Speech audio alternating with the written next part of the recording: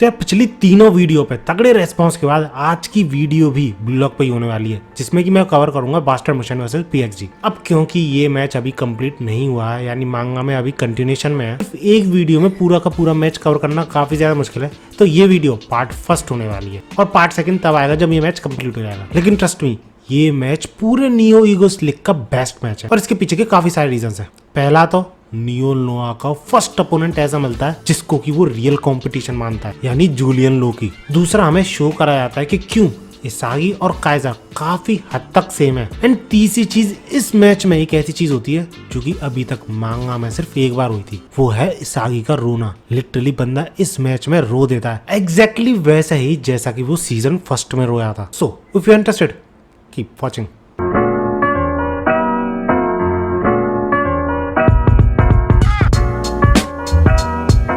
तो पिछली वीडियो में ऊबर्स को हराने के बाद और सब लोगों को फील्ड पे शॉक करने के बाद फर्स्ट ऑफ ऑल काइजर तो बावला हुए जा रहा था, क्योंकि वो इसागी से हार चुका था। गोल नंबर्स में काइजर ने सिर्फ 1 गोल किया था और इसागी ने 2 गोल्स किए थे, इसलिए काफी ज्यादा फ्यूरियस था काइजर, क्योंकि इस कंपटीशन के लिए चैलेंज भी उसी ने किया था इसागी को और वही हार गया। नेस कंप्लीटली शॉक में था, उसको समझ में नहीं आ रहा था कि इसागी ने ऐसा किया कैसे। इसागी काफी ज्यादा एक्साइटेड था, क्योंकि जैसा वो चाहता था हियोरी ने सेम वैसा ही किया। और वहीं हियोरी जो फुटबॉल को क्विट करने की सोच रहा था, उसको एक तरीका मिल जाता है फुटबॉल में मजे के साथ खेलने का, और वो तरीका था खुद गोल को अचीव करने की कोशिश करना। यानी हियोरी अब से खुद गोल करने की कोशिश करेगा और इसागी को अगर मौका मिलता है तो वो गोल कर सकता है, जिससे हियोरी पे भी प्रेशर नहीं आएगा जो कि वो झेलता हुआ आया बचपन से। वही एक्सपेक्टेशन वाला प्रेशर जो कि पेरेंट्स लगाए हुए थे पहले, अब इसागी लगा रहा था इस मैच में। तो अगर वो खुद गोल करने की कोशिश करेगा तो कोई एक्सपेक्टेशन ही नहीं रही किसी की, और ऐसा करके इसागी का भी काम बन जाएगा, क्योंकि उसे पता है हियोरी गोल करने की कोशिश करेगा और उसी के अकॉर्डिंग उसे अपना चांस ढूंढना। इसके बाद सारे प्लेयर्स की रैंकिंग दिखाई जाती है, वोर्थ शो करी जाती है कि कितनी ज्यादा वैल्यू है इनकी,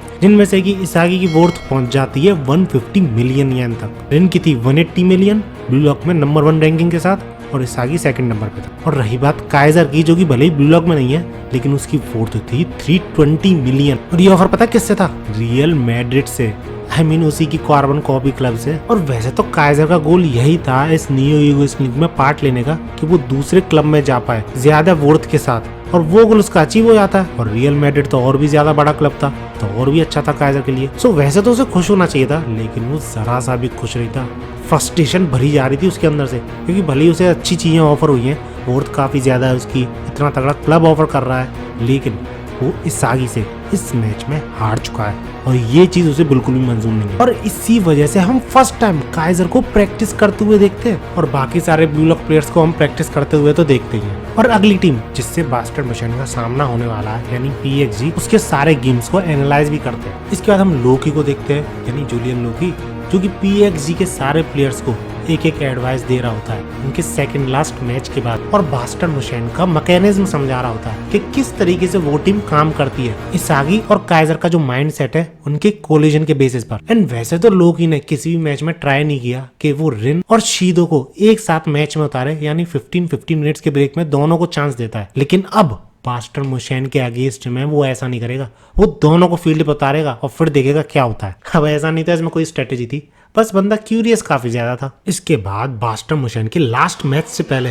ईगो एक स्पीच देता है, जिसमें कि वो फिर से मेमोराइज करवाता है सारे प्लेयर्स को, जो कि उसने नियो ईगोस लीग की शुरुआत में बोला था, जो कि काइंड ऑफ की है इस लीग में जीतने के लिए। एंड वो चीज है ओरिजिनलिटी, यानी जो प्लेयर जितना ज्यादा ओरिजिनल होगा और उसकी ओरिजिनलिटी जितनी ज्यादा सुपीरियर होगी बाकी सारे लोगों से, उसी की टीम इस लीग को जीतेगी और वही टॉप प्लेयर कहलाएगा ब्लू लॉक का। अब ऑब्वियसली सिर्फ ओरिजिनलिटी वर्ड से कुछ समझ में तो आता नहीं है उन प्लेयर्स को भी, और हम सबको कुछ समझ में नहीं आता। तो ईगो एक्सप्लेन करता है कि ओरिजिनलिटी कुछ भी ऐसा बड़ी चीज नहीं है, सिर्फ एक ऐसी चीज है जो कि किसी भी पर्सन को उसके हंगर को डिफाइन करती है कि कितना ज्यादा डेस्परेट है वो जीतने के लिए। क्योंकि किसी का गोल रह सकता है रेगुलर में रहना, किसी का गोल रह सकता है सरवाइव करना समहाउ किसी तरीके से इस ब्लू लॉक में, किसी का गोल रह सकता है मुझे उस बंदे को बीट करना है, किसी का गोल रह सकता है मुझे नंबर 1 बनना है। और जो अपने प्ले के थ्रू अपने हंगर को शो कर पाएगा इन सारे मैचेस में, वही सबसे बड़ा ईगोइस्ट है। इसी के बाद हमें मैच से पहले की कुछ चीजें दिखाई जाती है कि कैसे ब्लू लॉक टीवी का जो सब्सक्रिप्शन है वो काफी ज्यादा बढ़ता जा रहा है, बहुत सारे लोग देखना चाह रहे हैं। और बहुत ज्यादा हाइप बनी हुई है ब्लू लॉक के मैचेस की इस वक्त, स्पेशली बास्टर मोशन और पीएक्सजी के बीच के जो मैच होने वाला है उसकी वजह से, क्योंकि इन दोनों टीमों में से कोई भी टीम एक मैच भी नहीं हारी है। इसके बाद हमें कुनिगामी का एक तरीके से चेकअप दिखाया जाता है कि वो कुछ ज्यादा ही ध्यान दे रहा था इसकी बॉडी पे, इसको सही में नियो नोआ बना के छोड़ेगा लगता है। इसी के साथ बास्टर मोशन और पीएक्सजी के बीच का मैच शुरू होता है, लेकिन इसागी सरप्राइज इस चीज से था कि पीएक्सजी फर्स्ट टाइम रिन और शीदो दोनों को एक साथ किसी मैच में यूज कर रही है, और इसी वजह से बंदा एक्साइटेड फील करने लग जाता है, क्योंकि उसे समझ में आ जाता है कि पीएक्सजी भी इस मैच को काफी तगड़ा मैच मानती है, और उसे फील आ रही है कि ये मैच अल्टीमेट बैटल होने वाली है to find who is the strongest. And भाई साहब जैसे ये मैच शुरू होता है किक ऑफ के साथ, तो नेस काइजर को बॉल पास करता है, और इससे पहले कि काइजर आगे बढ़ पाता है फिर किसी को पास कर पाता, तुरंत ही उसे ब्लॉक करने पहुंच जाता है शीदो, जिससे बचकर काइजर वापस नेस को पास करता है। एंड आई एम श्योर ये दोनों सोच रहे थे कि 1-2 पास के साथ आगे बढ़ेंगे, लेकिन जैसे ही नेस वापस पास करता है काइजर को, तो बीच में ही उस पास को स्टील कर लेता है कराजू। लेकिन इससे पहले कि कराजू एक स्टेप भी आगे बढ़ पाता, एक और बंदा पीछे से आता है, और वो था कुनिगामी, जो कि बॉल को दूर फेंक देता है, जिसको रिसीव करने के लिए जेनेत्सु और राइची दोनों स्ट्रगल करते हैं, और इसी स्ट्रगल में बॉल फिर से दूर चली जाती है, जिसको कि रिसीव करने वाला था ह्यूरी, लेकिन उसको भी रोकने वहां पे पहुंच जाता है नाना से, जो कि रिन को बॉल पास कर देता है। और इतने कम टाइम में इतनी ठीक ठाक एक्यूरेसी के साथ पास करना, इट्स अ बिग डील। बंदा काफी ज्यादा इंप्रूव हो गया, क्योंकि अगर तुमने सीजन 2 में अभी इस बंदे को देखा है तो बिल्कुल भी अच्छा नहीं था ये खेलने में। लिटरली सही में बंदा इतना ज्यादा बुरा था कि रिन और शीदो का खेलना ही समझ में नहीं आ रहा था इसको, कब पास करना है, कब उनके साथ दौड़ना है पास रिसीव करने के लिए, ये भी समझ में नहीं आ रहा था। और अब देखो रिन को पास दे रहा है सही टाइमिंग और सही प्रिसीजन के साथ। खैर ये पास ढंग से वो करता तो है, लेकिन रिन रिसीव नहीं कर पाता, क्योंकि बीच में ही कूद पड़ता है इसागी, जो कि अपने हेड के थ्रू इस पास को होने से बचा पाता है। और इसी बैक टू बैक अटैक के साथ, पासेस के साथ, जो पब्लिक ये मैच को देख रही थी बावली हुए जा रही थी भाई साहब। खैर इस रैपिड प्ले के बाद इसागी को इतना तो समझ में आ जाता है कि पीएक्सजी में 2 सिस्टम्स है, जो कि रिन और शीदो के अराउंड रिवॉल्व करते हैं। जिन सिस्टम्स में रिन की तो ये दोनों हेल्प करते हैं और शीदो की ये दोनों हेल्प करते हैं, और क्योंकि बास्टर मोशन में भी इसागी और काइजर के 2 सिस्टम्स हैं, इसलिए वो आसानी से हैंडल कर सकते थे। और इसी के अकॉर्डिंग सारे प्लेयर्स बास्टर मोशन के अपने प्ले को इम्प्रोवाइज कर रहे थे। लेकिन दिक्कत यहाँ पे ये थी कि बास्टर मोशन के कंपैरिजन में पीएक्सजी में एक और प्लेयर था, जो कि रिन और शीदो दोनों ही सिस्टम्स की हेल्प करता था अपने अकॉर्डिंग, यानी जो उसे सही लगता था उसी सिस्टम को पास करता था। लेकिन बास्टर मोशन में ऐसा कोई भी प्लेयर नहीं था। दैट्स व्हाई बास्टर मोशन को पीएक्सजी के साथ कीप अप करने में भी काफी ज्यादा दिक्कत हो रही थी। और उस प्लेयर का नाम था चार्ल्स, जो कि सबसे कम उम्र का मिडफील्डर था पूरे के पूरे इस टूर्नामेंट में। और इसी वजह से बास्टर मोशन के सारे प्लेयर्स उस पर नजर रखे हुए थे, क्योंकि जो डिसीजन चार्ल्स का होगा उसी के अकॉर्डिंग बास्टर मोशन को रिएक्ट करना होगा। और कुछ ही टाइम में इसागी को ये भी रियलाइज हो जाता है कि चार्ल्स के पास भी मेटा विजन है, और इसी वजह से इसागी उसको होने वाले पास को ब्लॉक करने में कामयाब रहता है। जिसके बाद चार्ल्स भी समझ जाता है कि इसागी के पास भी वही आइजन जो कि उसके पास है, यानी मेटा विजन। लेकिन वो इसागी को चैलेंज देता है कि देखते हैं आखिर कौन इस फील्ड को अच्छी तरीके से रीड कर पाता है। खैर इसागी के ये पास ब्लॉक करने के बाद बॉल जाती नेस के पास, और वो पास करता है काइजर को, और ये दोनों ग्रिम के साथ 1-2-1 पास करते हुए गोल की तरफ बढ़ रहे होते पीएक्सजी के। और इसी दौरान जब बॉल नेस के पास पहुंचती है तो उसे रोकने पहुंच जाता है तोकिमुत्सु, और इससे पहले कि नेस सोच पाता कि उसे क्या करना चाहिए, तो तभी पीछे से आ जाता है जेनेत्सु बॉल छीनने के लिए। तो इसके बाद नेस को कुछ समझ में नहीं आता, वो काइजर को फाइनल पास कर देता है। और जब काइजर बॉल को लेते हुए गोल की तरफ बढ़ा था, तो तभी उसे भी रोकने 2 प्लेयर पहुंच जाते हैं, जो कि थे नानाजे और Karasu. But it's not like Kaiser इन दोनों को अपने सामने देख के घबरा जाता है। वो सिर्फ एनालाइज कर रहा होता है कि आगे ये 2 बंदे हैं और उसके भी आगे एक डिफेंडर है, और भले ही किसी और के लिए ये इम्पॉसिबल शॉट था, लेकिन काइजर के लिए ये पॉसिबल था। इसके बाद काइजर इन दोनों को चकमा देते हुए अपने काइजर इम्पैक्ट के साथ गोल करने ही वाला था, लेकिन तभी सही टाइम पे रिन आ जाता है और उससे बॉल स्टील कर लेता है, ये बोलते हुए how stupid blue rose, you are not worth a damn thing.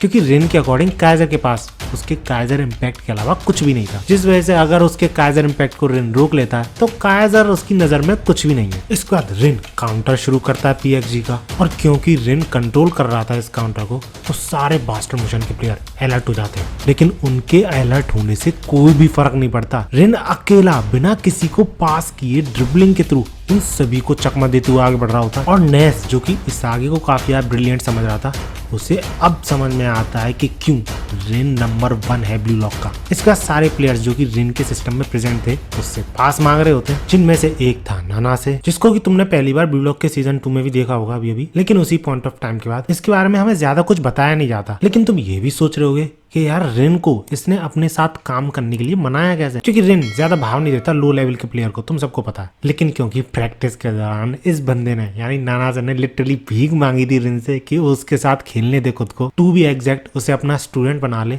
तो पहले तो रिन मना करता है, लेकिन बाद में उसकी डेस्परेशन को देख के मान जाता है। और जब रिन उसको ट्रेन कर रहा होता है, इसके साथ खेल रहा होता है, तब रिन को रियलाइज होता है कि एक्चुअली में नाना से नेचुरल गिफ्टेड है और उसका गिफ्ट है बीइंग एन एम्बीडेक्स्ट्रस। जी हाँ, जैसे कि न्यूल नोआ की बॉडी गिफ्टेड है वैसे ही नाना से की बॉडी भी गिफ्टेड है। और अपनी ये एबिलिटी जानने के बाद बंदा नेक्स्ट लेवल पर पहुंच जाता है, अच्छे खासे प्लेयर्स को टक्कर दे रहा होता है एंड एट द एंड रिन को पास देने में भी कामयाब हो जाता है। और जब रिन ये पास रिसीव करने के बाद गोल करने ही वाला था तो तभी उसे रोकने पहुंच जाता है काइजर और दूसरी तरफ से उसे रोकने पहुंच जाता है इसागी। अब ये चीज तो शॉकिंग थी ही कि ये दोनों ही एक साथ पहुंच जाते हैं रोकने, लेकिन गैस व्हाट, इससे भी ज्यादा शॉकिंग चीज ये थी कि रिन रुकता नहीं है, बॉल को साइड हटा के इन दोनों से बचाते हुए, इन दोनों को संभालते हुए ही गोल करने की कोशिश करता है। वो तो अच्छा हुआ सामने ह्योरी आ जाता है और गोल होने से बचा लेता है, नहीं तो गोल पक्का था रिन का। अब ह्योरी के इस तरीके के प्ले को देख के इसागी काफी ज्यादा इंप्रेस हो जाता है और वो ये तक मान लेता है कि उसकी आइस और ह्योरी की आइस काफी हद तक सेम है, यानी सेम लेवल की हैं। लेकिन जब ह्योरी इस शॉट को रोकने के बाद बॉल को कंट्रोल में लेने ही वाला था अपने, तभी कराजू वहां पे पहुंच जाता है और उस बॉल को स्टील कर लेता है ह्योरी से, ये बोलते हुए, क्या बात है ह्योरी, मैंने थोड़ी देर के लिए अपनी नजर क्या घुमाई, तुम तो काफी मैनली बन गए हो। जिस पे ह्योरी भी लाइक गॉट अ प्रॉब्लम, तो इस पे कराजू काफी खुश होते हुए बोलता है, नहीं पागल, इसी चीज का तो मैं इंतजार कर रहा था। एंड दैट्स हाउ PXG फिर से अपने काउंटर को रिज्यूम करता है। और जब इसागी एनालाइज कर रहा था कि क्या होने वाला है फील्ड पे अकॉर्डिंग टू ऑल प्लेयर्स, क्योंकि सारे प्लेयर्स अपने 100% दे रहे थे, तो तभी एक अनप्रेडिक्टेबल चीज होती है। कराजू किसी को सामने पास ना करते हुए बैकवर्ड पास करता है और जब बास्टर मशीन के प्लेयर्स की नजर जाती पीछे, तो पीछे चार्ल्स प्रेजेंट था उस पास को रिसीव करने के लिए, जो देख के सारे प्लेयर्स शॉक्ड। और जब वो सोच रहे थे कि वो शूट करेगा या फिर पास करेगा, इतने में चार्ल्स पास कर देता है रिन की तरफ, जो देख के इसागी रिन को रोकने की कोशिश करता है।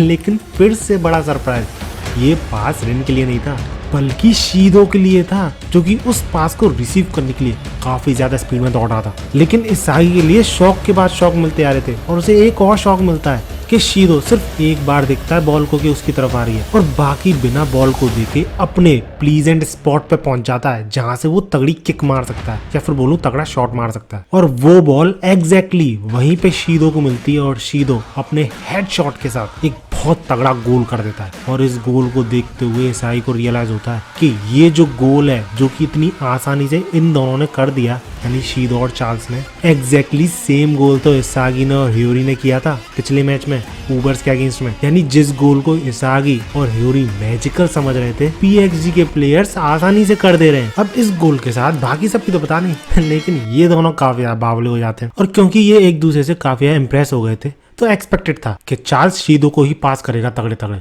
और शीदो काफी तगड़े गोल्स भी करेगा। और इसी के बाद हम लोकी को बोलते हुए सुनते हैं कि वो इस न्यू ईगोइस्ट लीग में आया ही इसलिए था जिससे कि चार्ल्स की अवेकनिंग हो सके और वो उसका यूज करके, टू बी एग्जैक्ट उसकी पासिंग एबिलिटी का यूज करके नोआ को सरपास कर सके। और इस मैच में फाइनली ऐसा हो चुका है, चार्ल्स अवेकन कर चुका है और क्या पता आगे और भी ज्यादा इम्प्रूव करेगा। और जब इसागी इस फील्ड को, इस गोल के फॉर्मूले को एनालाइज कर रहा था, तो उसे रियलाइज होता है कि इस मैच की डिफिकल्टी बाकी सारे मैचेस से, जितने मैचेस बास्टर मशीन ने खेले उन सारे मैचेस से काफी ज्यादा है। मतलब यूं समझ लो डिफिकल्टी में जमीन आसमान का अंतर है, क्योंकि अभी अभी जो गोल हुआ है ना, PXG में प्रेजेंट काफी सारे स्ट्रॉन्ग प्लेयर्स हैं, उनकी वजह से हुआ है। सबको टारगेट करना, सबको रोकना एक प्लेयर के लिए संभव है ही नहीं भाई, जिस वजह से इसागी के अकॉर्डिंग PXG जो है वो डेन ऑफ डीमॉन्स है और उसके अगेंस्ट में गोल करने के लिए एक अलग ही लेवल का केमिकल रिएक्शन चाहिए होगा उन्हें। और यही चीज ह्योरी भी समझ रहा था, जिस वजह से वो दोनों डिस्कस करने लग जाते हैं कि कैसे वो दोनों अपनी पीक परफॉर्मेंस पे पहुंचे और कैसे ऊबर्स के अगेंस्ट में जैसा उन्होंने गोल किया था उससे भी तगड़ा गोल कर पाए। और इसी डिस्कशन के बीच में नोआ कूद पड़ता है ये बोलते हुए कि मुझे पता है तुम दोनों ने जो गोल पिछले मैच में किया था तुम उससे भी तगड़ा गोल कर सकते हो, लेकिन उसके लिए तुम्हें उन दोनों के डुओ को रोकना पड़ेगा, क्योंकि वो दोनों अब हार्मोनाइज करने लगे हैं, जिस वजह से आगे जो गोल्स होंगे उन दोनों के थ्रू वो और भी ज्यादा बड़े लेवल के होने वाले हैं, जिस वजह से अगर उनको अभी रोका नहीं गया then they will become unstoppable. और शीदो को रोकने के लिए बेस्ट बंदा नोआ के अकॉर्डिंग था Kunigami, because of what Shidou did to Kunigami. उसी ने तो कुनिगामी को बाहर निकाला था ब्लू हॉक से, और इसी के बाद ये तीनों चल देते काउंटर अटैक के लिए। अब मैच रीस्टार्ट होने से पहले हमें दिखाए जाते हैं ये दोनों, जो कि काफी ज्यादा घबराए हुए थे, क्योंकि अगर रिन की रैंक लूज हुई तो इनकी भी रैंक लूज होगी, क्योंकि जैसा कि इन्होंने बताया रिन और शीदो दो सिस्टम है जो कि पीएक्सजी में प्रेजेंट है, और रिन के सिस्टम में आते हैं ये दोनों, और अगर रिन गोल स्कोर नहीं करता है तो इनकी भी वर्थ कम होगी। इन तीनों का दिमाग खराब हो रहा था शीदो से, जो कि अनएक्सपेक्टेडली गोल कर देता है, और इसी के साथ मैच रीस्टार्ट होता है। काइजर, नेस और ग्रिम तीनों एक दूसरे को 1-2-1 पास करते हुए आगे बढ़ रहे होते हैं। इसागी भी जब आगे बढ़ रहा होता है तो यही सोच रहा होता है कि करना तो उसे अल्टीमेट गोल ही है ह्यूरी के साथ, जैसा कि उसने ऊबर्स के अगेंस्ट में किया था वैसा ही गोल करना है। लेकिन वो इसलिए हो पाया था क्योंकि ह्यूरी और इसागी दोनों ही पीक परफॉर्मेंस में थे। लेकिन अब कैसे वो पीक परफॉर्मेंस पे पहुंचे और ऐसा ही कुछ तरीके का गोल रिक्रिएट कर पाए, वो उसे समझ में नहीं आ रहा था। जिसके बाद उसे रियलाइज होता है वो और शीदो काफी ज्यादा अलग है। इसी वजह से उन दोनों को पीक परफॉर्मेंस में पहुंचने के लिए अलग अलग तरीके से सोचना पड़ता है, क्योंकि जहां शीदो पर्सनल प्लेजर के अकॉर्डिंग प्ले करता है, वहीं इसागी बाकी फील्ड को एनालाइज करते हुए प्ले करता है। जिस वजह से शीदो की तो हुई सेल्फ स्टाइल ईगो और इसागी की हुई वर्ल्ड स्टाइल ईगो, और उनका एटीट्यूड भी कैसा है तुम इस पैनल को देख के समझ ही सकते हो। और यही चीज हमें इसागी इस पैनल के थ्रू भी समझाता है कि सेल्फ स्टाइल ईगोइस्ट की हॉबी तो उसके अकॉर्डिंग रहती है। अगर किसी को आर्ट पसंद है तो वो आर्ट अपने अकॉर्डिंग ही बनाएगा। अगर दूसरे वर्ल्ड को अच्छी लगती है तो ठीक, नहीं अच्छी लगती है तो ठीक। लेकिन वर्ल्ड स्टाइल ईगोइस्ट वर्ल्ड को देखता है कि वर्ल्ड में क्या चीज प्रेजेंट है, किस चीज की वैल्यू है, किस चीज का मीनिंग है करने का। ये सारी चीजें देखते हुए किसी चीज को चूज करता है, देन उसको परस्यू करता है। और इसी वजह से सागी के अकॉर्डिंग वशीरा, बोरो, नागी, जेनेत्सु ये सारे प्लेयर्स सेल्फ स्टाइल ईगोज हैं। वहीं दूसरी तरफ कराजू, ह्यूरी, रियो ये वर्ल्ड स्टाइल ईगोज हैं, इंक्लूडिंग हिम। फिर से वही क्वेश्चन उठता है, what about Kaiser, what about Charles, Kunigami, ये सब किस कैटेगरी में आते हैं? और सबसे इंपॉर्टेंट बात, व्हाट अबाउट रिन, वो किस कैटेगरी में आता है? इन सारे प्लेयर्स के बारे में साई को नहीं पता था, और वो ये चीज तभी जान सकता है जब उन सब के प्ले को वो एनालाइज करेगा ढंग से। और इन्हीं सारे प्लेयर्स के ईगोस को एनालाइज करने के बाद इसागी को पता चलेगा कि उसे किस तरीके से ये गेम खेलना है। इतने में नेस से बॉल स्टील कर लेता है जेनेत्सु और पास करता है अपने ही टीम के प्लेयर को, लेकिन बीच में ही वो पास इंटरसेप्ट कर देता है ह्यूरी। जिसके बाद ह्यूरी पास करने की कोशिश करता है इसागी को, लेकिन वही पास था ये जैसा कि ऊबर्स के अगेंस्ट में किया था, जो करने के लिए ह्यूरी को गोल को टारगेट बनाना पड़ता है और इसागी को गोल के बीच में जाके ही उस पास को अपने आप रिसीव करना पड़ता है। ऐसा ही कुछ करना चाह रहा था ह्यूरी, लेकिन तभी उसे रोकने पहुंच जाता है चार्ल्स। और जब चार्ल्स ऐसा करता है ह्यूरी को समझ में आता है कि चार्ल्स मेटाविजन यूज कर सकता है, लेकिन बहुत देर हो चुकी थी। चार्ल्स मौका देखते ही शीदो की तरफ पास करता है, लेकिन इस बार कुनिगामी प्रेजेंट था शीदो को शील्ड करने के लिए, टैकल करने के लिए, और वो बॉल पहुंचने से रोक लेता शीदो के पास। एंड दैट्स हाउ ये गोल बार बार होने से बच जाता है। इतने में बॉल पहुंचती है नेस के पास। अब क्योंकि नेस पीएक्सजी प्लेयर से घिरा हुआ था तो वो तुरंत ही पास कर देता है ग्रिम को, और ग्रिम पास कर देता है काइजर को। लेकिन उस पास के बीच में ही कुनिगामी और शीदो लड़ते हुए पहुंच जाते हैं और उस बॉल को स्टील करने की कोशिश करते हैं, लेकिन उन दोनों में से किसी के पास नहीं आती बॉल, क्योंकि बॉल पहुंच जाती है रायची के पास। जिसके बाद रायची कंट्रोल में लेने की कोशिश करता है बॉल को, लेकिन तभी बीच में चार्ल्स पहुंच जाता है और उस बॉल को स्टील कर लेता है। एंड फिर से बास्टर मशीन की गोल की तरफ बढ़ने लगता है, जिसके पीछे से आ रहा था ह्यूरी। उसे समझ में ही नहीं आ रहा था कि वो चार्ल्स को कैसे पीछे छोड़े, उससे बॉल कैसे स्टील करे, क्योंकि चार्ल्स बार बार ह्यूरी की आइज को डिफीट कर रहा था और ह्यूरी का ऐसा महसूस हो रहा था कि वो फाइनल बॉस से लड़ रहा है बार बार मरने के बावजूद। इतने में चार्ल्स के सामने पहुंच जाता है इसागी उसे रोकने के लिए, लेकिन इसागी को भी रोकने के लिए पहुंच जाता है रिन, जिस वजह से रिन पास भी मांगता है चार्ल्स से, लेकिन चार्ल्स रिन को एज अ डिकॉय यूज करके वहां से भाग लेता है इसागी को चकमा देते हुए। जिसके बाद ह्यूरी बगल में पहुंच जाता है चार्ल्स को रोकने के लिए, और चार्ल्स चाहता तो ह्यूरी को आगे तक ले आ सकता था, उसके पास टाइम था, गोल के पास पहुंच सकता था, लेकिन वहीं से सीधा पास करता है शीदो को। बट अगेन शीदो को गार्ड कर रहा था कुनिगामी, जिस वजह से अगेन शीदो तक बॉल पहुंच नहीं पाती, और ये चीज ह्यूरी, चार्ल्स और इसागी सब लोगों को शॉक कर देती है। और दूसरी तरफ शीदो, उसका दिमाग खराब हो रहा होता है। बट इसी दौरान इसागी को ये रियलाइज होता है कि कुनिगामी जिस तरीके से इस मैच में खेल रहा है पहले किसी भी मैच में नहीं खेला, जिस ईगो के साथ खेल रहा है वो किसी भी मैच में यूज नहीं करी है कुनिगामी ने। जिस वजह से इसाई को समझ में आता है कि कुनिगामी की ईगो अभी भी जल रही है and the reason behind that is Shidou. और इसी के साथ इसाई को समझ में आता है कि उसका ह्यूरिका और कुनिगामी का टॉप परफॉर्मेंस कैसे लाना है और किस तरीके से इन तीनों परफॉर्मेंस के साथ ट्राई फ्लो केमिस्ट्री रिएक्शन करना है। अब हाँ समझ लो फुटबॉल में भी रिएक्शन हो रहा है। इसके बाद मैच की बात करें तो बॉल होती है कराजू के पास, जो कि ऑब्वियसली पास करने वाला था चार्ल्स को। और जब ये चीजें हो रही थी तो ह्यूरी एनालाइज कर रहा था कि अब क्योंकि चार्ल्स के पास कोई और ऑप्शन नहीं है, यानी अब वो शीदो को पास नहीं कर सकता बिकॉज ऑफ कुनिगामी, तो शायद अब वो रिन को पास करेगा। लेकिन तभी ह्यूरी समझ जाता है कि नहीं, वो गलत सोच रहा है, वो अभी भी पास शीदो को ही करेगा। क्योंकि जैसा मैंने अभी अभी बताया था, दो तरीके के ईगोज होते हैं, self style, word style. Charles शायद आई थिंक सेल्फ स्टाइल में आता है, तो अपने प्लेजर के अकॉर्डिंग वो पास करेगा, फिर चाहे पास सक्सेसफुल होता है या नहीं होता। और यही चीज शायद ह्यूरी समझ जाता है, क्योंकि जब चार्ल्स के पास बॉल पहुंचती है तो वो एक्ट तो ऐसे ही करता है कि वो रिन को पास करने वाला है, बट करता वो पास शीदो को ही है। और ये चीज ना तो नेस समझ पाता है, ना ही काइजर समझ पाता है, ना ही रिन समझ पाता, कोई भी नहीं समझ पाता। लेकिन ह्यूरी समझ चुका था और बीच में ही उस पास को इंटरसेप्ट कर देता है। एंड इसके बाद फर्स्ट टाइम हम चार्ल्स को अंधेरे में देखते हैं। बंदा कंप्लीटली शॉक में था। और रही बात बॉल की, वो जाके पहुंचती है राइची के पास, जो कि बाद में पास कर देता है ह्यूरी को। एंड ह्यूरी को रोकने पहुंच जाता है कराजू। और इसी के साथ साथ कुछ ही टाइम में दो और प्लेयर पहुंच जाते हैं, नानासे और जेनेत्सु। लेकिन ह्यूरी उन तीनों को चकमा देते हुए बीच में से पास करता है इसागी की तरफ। और वो तीनों मिलके भी इस पास को इसलिए नहीं रोक पाते क्योंकि ह्यूरी ने ये पास बिना देखे किया था, जैसा कि पिछले मैच में था। अब क्योंकि इसागी गोल के ठीक सामने था और दो डिफेंडर्स के सामने खड़े थे, तो वो थोड़ा बहुत साइड स्टेप्स के थ्रू, डायगोनल डैश के थ्रू उन दोनों को ही चकमा देते हुए आगे पहुंच जाता है और बॉल को रिसीव करने वाला था। लेकिन तभी बगल से उसके निकलता है शीदो, उसे रोकने के इरादे से। लेकिन तभी इसागी शीदो से दूर जा रहा था, जबकि बॉल शीदो की तरफ ही जा रही थी, जिस पे शीदो कंफ्यूज्ड। लेकिन उसे क्या पता था कि उसके पीछे से आता है कुनिगामी। कुनिगामी ने अभी भी उसे नहीं छोड़ा था। एंड कुनिगामी अपने हेडर के साथ हेल्प करता है इसागी की। एंड आफ्टर दैट इसागी के सामने सिर्फ एक प्लेयर था, जो कि था गोली। तो इसागी को लग रहा था कि वो अब फ्री है, आसानी से गोल कर देगा।